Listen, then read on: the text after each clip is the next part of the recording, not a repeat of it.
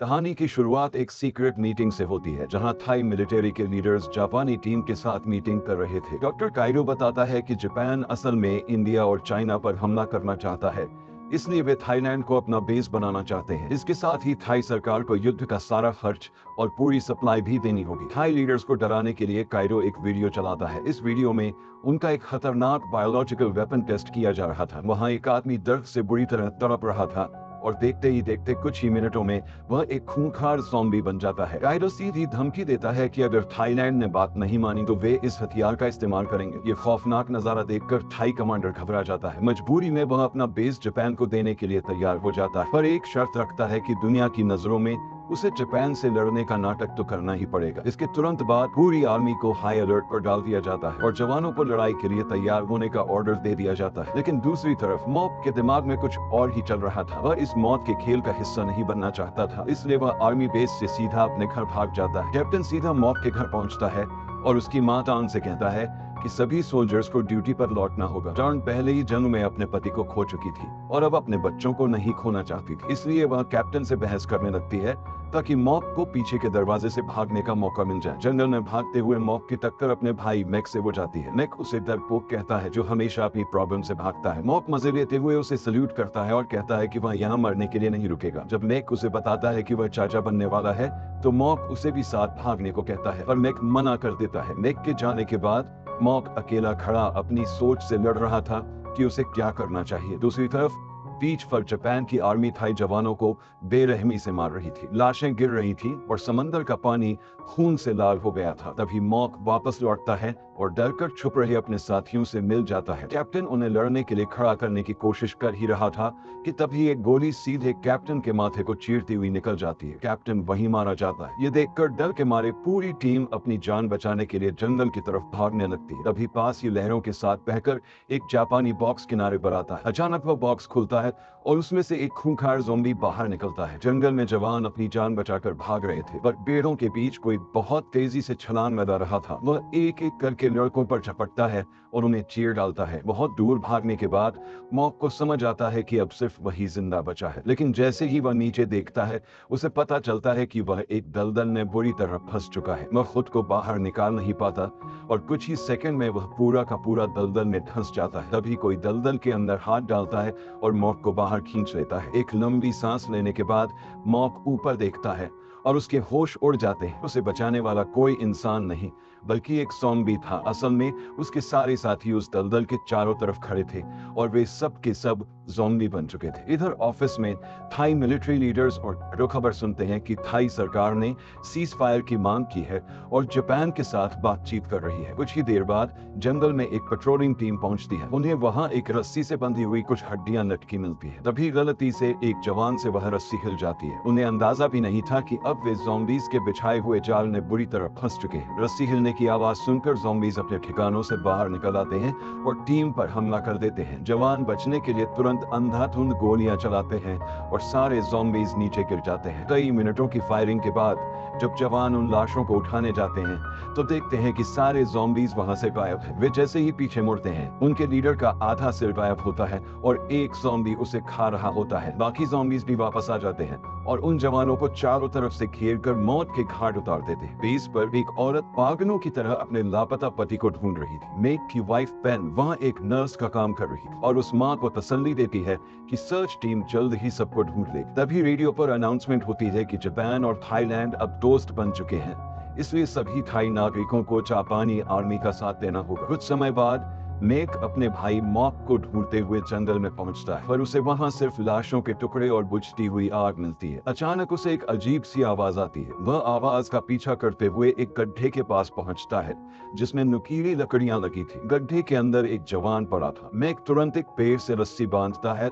और उस जवान की मदद करने के लिए नीचे उतर जाता है, लेकिन जैसे ही वह उसे पलटता है उसके होश उड़ जाते हैं। असल में वह जवान एक ज़ॉम्बी था जिसका चेहरा बुरी तरह कट चुका था। ज़ॉम्बी तुरंत मेक पर हमला कर देता है। मेक खुद को बचाने के लिए एक नुकीली लकड़ी उठा लेता है। काफी हाथापाई के बाद मेक उस ज़ॉम्बी को पीछे धकेलता है और नुकीली लकड़ी सीधा उसके सिर के आर पार कर देता है। लेकिन इसके बाद भी वह ज़ॉम्बी हिल रहा था। घबराकर मैक रस्सी पकड़ता है और ऊपर चढ़ने की कोशिश करता है, और ज़ॉम्बी उसका पैर पकड़कर उसे नीचे खींच लेता है। इस झटके में मैक की पॉकेट वॉच भी गिर जाती है। नीचे गिरते वक्त मैक बुझती हुई आग से एक जलती हुई लकड़ी पकड़ लेता है। उस लकड़ी की चिंगारी से ज़ॉम्बी में आग लग जाती है और वह आखिरकार मारा जाता है। लेकिन एक चिंगारी उछलकर मैक की आंख में भी लग जाती है, जिससे उसकी आंख बुरी तरह डैमेज हो जाती है। उधर बीच पर जब मॉक को होश आता है, वह खुद को ज़ॉम्बीज़ पर चबाई हुई लाशों के बीच पाता है। एक तितली को उड़ते हुए देखकर उसे अचानक याद आता है कि जंगल में उसके साथ क्या हुआ था। असल में मॉक को भी काट लिया गया था और वह खुद एक ज़ॉम्बी बन चुका है। उसे याद आता है कि कैसे ज़ॉम्बीज़ ने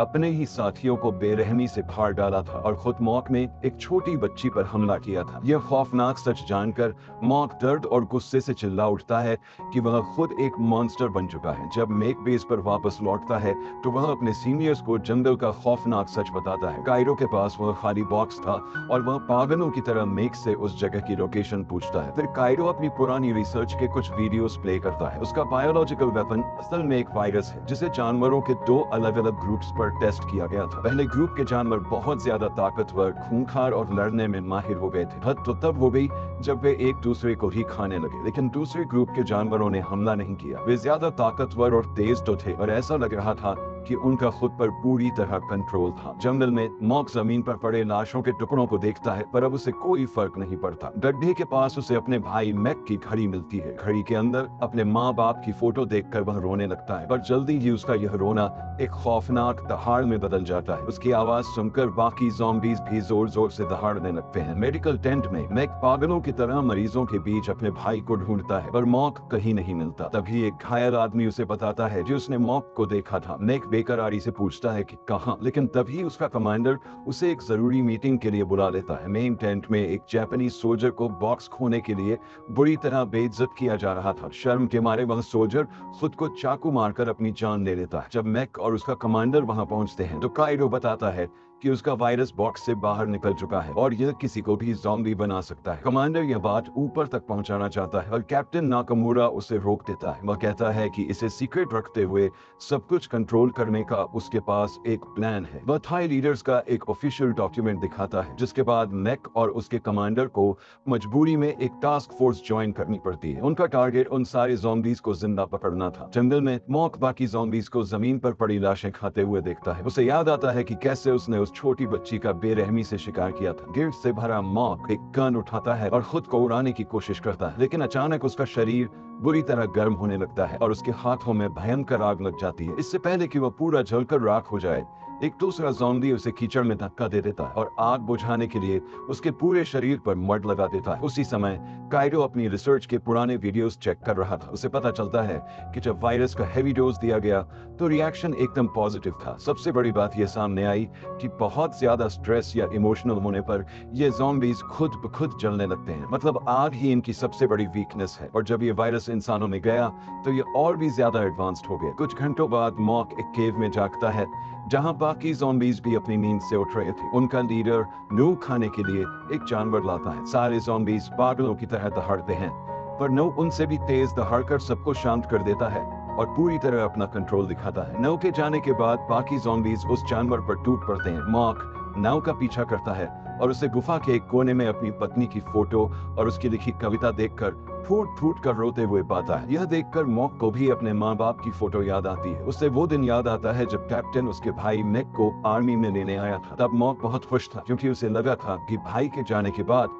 उसे पूरा बिस्तर मिलेगा। उसने अपने भाई के जंग में मारे जाने का मजाक उड़ाते हुए एक घटिया गाना भी गाया था, जिस पर बाकी लोग भड़क गए थे। वापस प्रेजेंट में मॉक रोने लगता है और उसे नू की आवाज में भी वही दर्द सुनाई देता है। नाव गुफा से बाहर एक नदी में खड़ा था। उसे अपनी पत्नी का गोश्त दिखाई दे रहा है जो उससे प्यार भरी बातें कर रही है और वही कविता सुना रही है। इस खौफनाक इमोशनल स्ट्रेस की वजह से नू दर्द से चिल्लाता है और अचानक उसका शरीर छलकर राख में बदल जाता है। वह राख उड़कर एक पौधे पर गिरती है जिससे वहां एक फूल खिल जाता है। दूसरी तरफ बाकी ज़ॉम्बीज़ उस जानवर को खाने के बाद भी भूखे हैं। उनमें से एक ज़ॉम्बी अचानक बोलने लगता है। वह अपने साथियों से कहता है कि जापान ने उनकी यह हालत की है, इसीलिए अब वे जापानीज लोगों को खाकर अपना बदला लेंगे। उनका नया टारगेट अब पूरी तरह सेट हो चुका था। जंगल में टास्क फोर्स को हर तरफ खून और लाशों के टुकड़े मिलते हैं। वे तबाही के इस रास्ते पर आगे बढ़ते हैं। अचानक उन्हें कुछ आवाज आती है तो कैप्टन नाकामुरा अपनी टीम को छुपने का ऑर्डर देता है। फिर वह खुद को चाकू से काटकर अपना खून जमीन पर गिराता है। खून की महक एक सिग्नल की तरह काम करती है और एक ज़ॉम्बी तुरंत वहां खिंचा चला आता है। इससे पहले कि वह नाकामुरा पर हमला करे, एक सोल्जर उस पर हार्पून से फायर करके उसे जिंदा पकड़ लेता है। बेस पर उस पकड़े गए ज़ॉम्बी को एक पिंजरे में बंद रखा जाता है। सोल्जर्स उस पर खौलता हुआ पानी फेंकते हैं। मैक को यह टॉर्चर बिल्कुल पसंद नहीं आता और वह कहता है कि इस मॉन्स्टर को मार देना चाहिए, लेकिन काइडो उन सबको जिंदा पकड़ना चाहता है ताकि वह अपना प्रोजेक्ट और रिसर्च पूरी कर सके। उसी वक्त वह ज़ॉम्बी अपने शरीर से हार्पून निकाल फेंकता है और पिंजरे की सलाखों को जोर से हिलाने लगता है। ये देखकर एक सोल्जर बुरी तरह घबरा जाता है और उस पर लगातार कई गोलियां चला देता है। ज़ॉम्बी दर्द से तड़पता है पर वह मरता नहीं। इसके बाद एक आम आदमी को वहां लाया जाता है और वह ज़ॉम्बी तुरंत उसे पहचान लेता है। वह उसका अपना पिता था। दोनों एक दूसरे को देखकर रोने लगते हैं। पिता गुस्से में पूछता है कि उन्होंने उसके बेटे का यह क्या हाल कर दिया है। तभी नाकामुरा अचानक उस पिता के सिर में चाकू घोंप देता है। अपने पिता को तड़प कर मरते देख ज़ॉम्बी पूरी तरह टूट जाता है। ये देखकर मैक का दिमाग खराब हो जाता है, पर उसका कमांडर उसे पीछे खींच लेता है और याद दिलाता है कि अब उनके पास कोई पावर नहीं है। फिर नाकामुरा अपने आदमियों से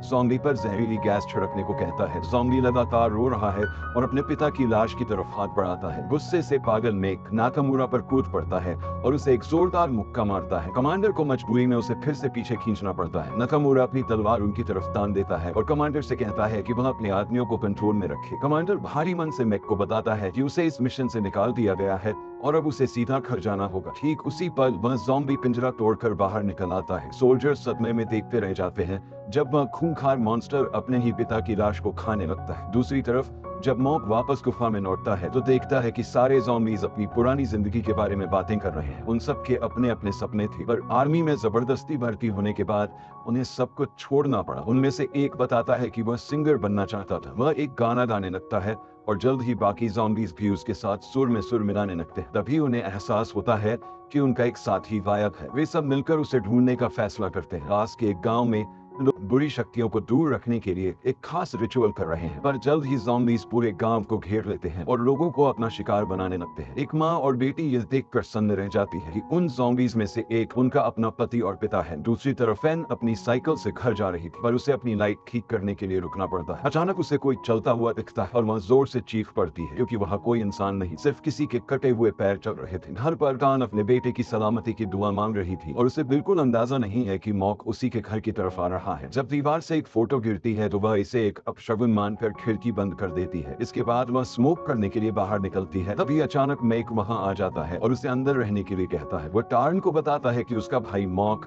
शायद अभी भी जिंदा है। ये गुड न्यूज सुनकर टार्न उसे खुशी से गले लगा लेती है। मॉक छुपकर यह सब सुन रहा था। उसे एहसास होता है कि वह ज़ॉम्बी बनने के बाद अब कभी अपनी फैमिली से नहीं मिल सकता। ये सोचकर वह फूट फूट कर रोता है और हमेशा के लिए वहां से चला जाता है। ठीक उसी वक्त पेन वहां पहुंचती है और उन्हें अपने साथ हुआ खौफनाक हादसा बताती है। मैक तुरंत अपनी गन निकालता है और टार्न को देते हुए कहता है कि कुछ भी अजीब दिखे तो सीधा गोली मार देना और अगर वह फिर भी हिले तो उसे आग लगा देना। जंगल में एक साधु पर्दे के पीछे ध्यान लगा रहा था। एक ज़ॉम्बी उसके पास आने की कोशिश करता है, पर मंक तुरंत पहचान लेता है कि वह उसका ही बेटा है। मंक वहीं बैठकर प्रार्थना करने लगता है। अचानक वह ज़ॉम्बी भी अपने घुटनों पर बैठ जाता है और प्रार्थना करने के बाद बिना हमला किए वहां से चला जाता है। पर पास ही में एक दूसरा खूंखार ज़ॉम्बी उसी माँ और उसके बच्चे का शिकार करने के लिए उनके पीछे पागलों की तरह भाग रहा था। जब वह बच्ची गिरती है तो ज़ॉम्बी उन तक पहुंच जाता है, पर अचानक वह रुक जाता है क्योंकि वह ज़ॉम्बी असल में अपनी ही बेटी को पहचान लेता है। उसी वक्त कमांडर और उसका राइट हैंड वहां पहुंच जाते हैं। एक सोल्जर गोली चलाने ही वाला था, पर कमांडर उसे रोक देता है। वह ज़ॉम्बी अपनी बेटी का नाम लेता है और उससे बात करने की कोशिश करता है। बच्ची रोते हुए अपने पिता का चेहरा छूती है, क्योंकि उसे लग रहा था कि उसके पापा को चोट लगी है। जैसे ही ज़ॉम्बी अपनी बेटी के सिर पर हाथ रखने वाला होता है, तभी वहां टास्क फोर्स आ जाती है। मां झटके से अपनी बच्ची को पीछे खींच लेती है। सोल्जर्स अपना हार्पून फायर करते हैं, पर उनका निशाना चूक जाता है और ज़ॉम्बी को लगने के बजाय वह हार्पून सीधे उस औरत और उस मासूम बच्ची के आर पार हो जाता है और दोनों वही मारे जाते हैं। तभी वहां बाकी ज़ॉम्बीज भी आ जाते हैं और सोल्जर्स अंधाधुंध फायरिंग शुरू कर देते हैं। कमांडर उन ज़ॉम्बीज को अपने जवानों के रूप में पहचान लेता है। वह अपने आदमियों को बचाने के लिए जापानीज सोल्जर्स पर ही गोलियां चलाने लगता है, लेकिन इस धोखेबाजी में कमांडर का राइट हैंड तुरंत मारा जाता है। फिर कमांडर को भी गोली लग जाती है। गिरते गिरते वह ज़ॉम्बीज के बीच मॉक को देखता है और उसे वहां से भागने के लिए कहता है, जिसके बाद कमांडर दम तोड़ देता है। मॉक कमांडर की लाश को पकड़कर फूट फूट कर रोता है। ठीक उसी पल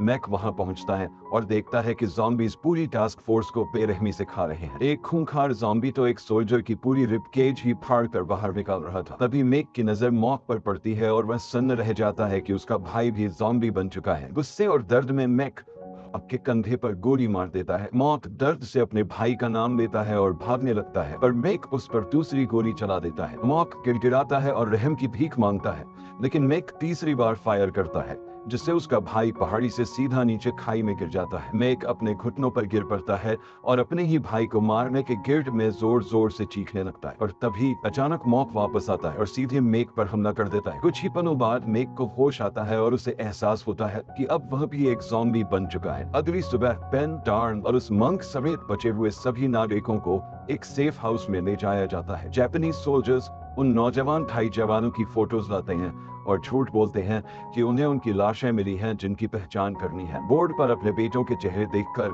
वहां मौजूद सभी लोग बुरी तरह टूट जाते हैं और फूट फूट कर रोने लगते हैं। एक ज़ॉम्बी को वापस बॉक्स में बंद करने के बाद नाकामुरा एक थाई कमांडर को बताता है कि उन्हें उन सभी नागरिकों को मारना होगा, क्योंकि वे कोई भी सबूत जिंदा नहीं छोड़ सकते। दुनिया के लिए ऑफिशियल कहानी यही होगी कि वे सब जंग में मारे गए। हाई कमांडर इसका विरोध करता है, पर नाकामुरा एक खौफनाक सच बताता है कि दोनों देशों की सरकारें पहले ही इस बात पर राजी हो चुकी हैं। दूसरी तरफ गुफा में मॉक कुछ ज़ॉम्बीज को एक इंसान को खाते हुए देखता है और अचानक वह सन्न रह जाता है, क्योंकि वह शिकार कोई और नहीं, उसका एक पुराना दोस्त था। मॉक उन ज़ॉम्बीज पर जोर से चिल्लाता है और बदले में वे सब उस पर टूट पड़ते हैं। उनके बीच भयंकर लड़ाई शुरू हो जाती है। जब मैक देखता है कि उसका भाई कमजोर पड़ रहा है, तो वह उसकी मदद के लिए कूद पड़ता है। मैक दिखाता है कि उसके अंदर अब कोई मामूली नहीं, बल्कि एक ज़ॉम्बी वाली खौफनाक ताकत आ चुकी है। वह अकेले ही पूरे ग्रुप को बुरी तरह पीट कर हरा देता है और उन पर इतनी जोर से दहाड़ता है कि सारे ज़ॉम्बीज डरकर घुटनों के बल बैठ जाते हैं। तभी गुफा में एक और ज़ॉम्बी आता है। वह बताता है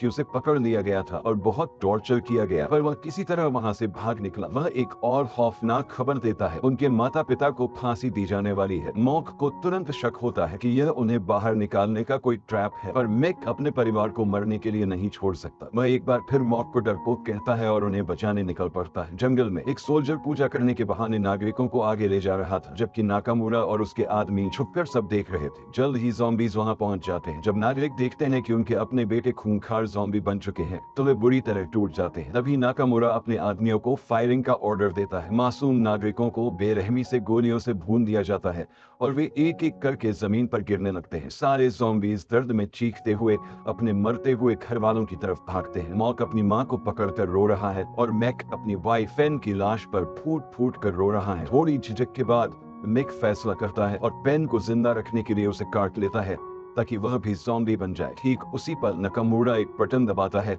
और पत्तों के नीचे से एक बड़ा सा पिंजरा बाहर आकर सारे ज़ॉम्बीज को कैद कर लेता है। जब एक सोल्जर पिंजरे पर ताला लगा रहा होता है, मैक अपनी मां को काट लेता है, पर बहुत देर हो चुकी थी। उसकी मां ज़ॉम्बी नहीं बनती। तभी एक दूसरा ज़ॉम्बी ताला लगाने वाले सोल्जर को काट लेता है। वह सोल्जर अपनी टीम की तरफ भागता है, पर कुछ ही मिनटों में वह खुद एक ज़ॉम्बी बन जाता है और अपनी ही टीम पर हमला कर देता है। नाकामुरा तुरंत अपनी तलवार निकालता है और उसकी गर्दन काट देता है। उधर गुस्से से पागल ज़ॉम्बीज पिंजरे को हिला रहे हैं और मैक की खौफनाक ताकत की वजह से ताला टूट जाता है। ज़ॉम्बीज पिंजरे से बाहर आकर टास्क फोर्स पर टूट पड़ते हैं। कुछ ही देर में कई जापानीज सोल्जर्स कटने के बाद ज़ॉम्बीज में बदल जाते हैं। ये देखकर घबराया हुआ नाकामुरा 2 ग्रेनेड्स फेंकता है। जोरदार धमाके में कुछ ज़ॉम्बीज मारे जाते हैं और ज्यादातर वहां से भाग निकलते हैं। जंगल में पेन अब एक ज़ॉम्बी बन चुकी है। मैक दिखाता है कि उसने एक मरे हुए सोल्जर की तलवार चुरा ली है। उसकी आंखें एकदम काली हो जाती हैं और वह ऐलान करता है कि वह अपना बदला लेकर रहेगा। वह बाकी ज़ॉम्बीज को अपने साथ मिलाने के लिए भड़काता है, पर मॉक घबरा जाता है जब मैक कहता है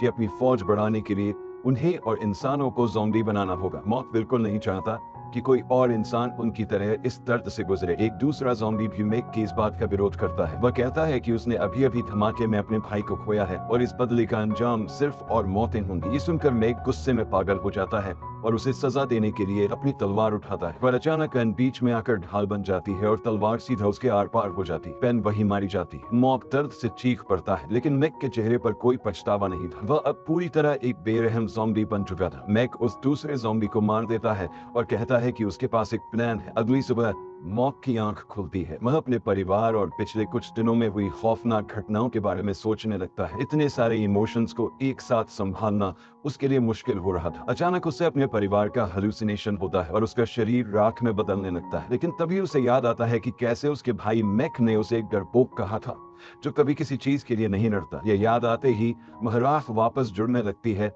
और वह फिर से एक ज़ॉम्बी का रूप ले लेता है। उधर बेस पर नाकामुरा सीधा काइरो के टेंट में घुसता है, सिर में गोली मार देता है। फिर वह काइरो के सारे नोट्स छान मारता है और उसे पता चल जाता है कि ज़ॉम्बीज़ की सबसे बड़ी कमजोरी आग है। वह तुरंत अपने आदमियों को फ्लेम थ्रोवर लाने का ऑर्डर देता है। कुछ ही देर बाद नाकामुरा और उसके सोल्जर्स जंगल में कुछ ज़ॉम्बीज़ का पीछा करते हैं। यह पीछा उन्हें एक गुफा तक ले जाता है, जहां हजारों जुगनुओं को देखकर वे हैरान रह जाते हैं। अचानक सारे जुगनू गायब हो जाते हैं और खुद अंधेरे का फायदा उठाकर ज़ॉम्बीज़ उन पर हमला कर देते हैं। सोल्जर्स तुरंत गोलियां चलाना शुरू कर देते हैं, लेकिन गोलियों से ज़ॉम्बीज़ नहीं मरते। ज़ॉम्बीज़ आसानी से आगे बढ़ते हैं और एक एक करके टास्क फोर्स के मेंबर्स को काटना शुरू कर देते हैं। तभी एक सोल्जर फ्लेम थ्रोअर चालू कर देता है, जिससे डरकर ज़ॉम्बीज़ को वहां से भागना पड़ता है। अब एक नई चेज शुरू हो जाती है। टास्क फोर्स देखती है कि ज़ॉम्बीज़ उनके ही एक सोल्जर को खा रहे हैं। वे फिर से फायरिंग करते हैं और एक पतले से रास्ते में छुपने के लिए भागते हैं। ज़ॉम्बीज़ भी उनके पीछे पीछे उसी रास्ते में घुस जाते हैं और एक एक करके जापानीज सोल्जर्स को बेरहमी से मार डालते हैं। सिर्फ नाकामुरा ही किसी तरह जिंदा बच पाता है। वह उस रास्ते से बाहर निकलता है और तब तक भागता है जब तक वह एक पानी के गड्ढे में नहीं गिर जाता। वह तुरंत अपने पूरे शरीर पर कीचड़ लगा लेता है और दीवार से सटकर खड़ा हो जाता है। जब ज़ॉम्बीज़ उसे ढूंढते हुए आते हैं तो वे उसे मड की वजह से देख नहीं पाते और आगे निकल जाते हैं। फिर नाकामुरा बहुत सावधानी से आगे बढ़ता है, लेकिन तभी वहां एक जुगनू आ जाता है, जिसकी वजह से ज़ॉम्बीज़ को उसकी लोकेशन पता चल जाती है। सारे ज़ॉम्बीज़ वापस उसकी तरफ मुड़ते हैं। नाकामुरा फ्लेम थ्रोवर चालू करने की कोशिश करता है, पर मर्ड की वजह से वह जैम हो चुका था। ज़ॉम्बीज़ नाकामुरा पर टूट पड़ते हैं और उसे बुरी तरह काटने लगते हैं। इसी बीच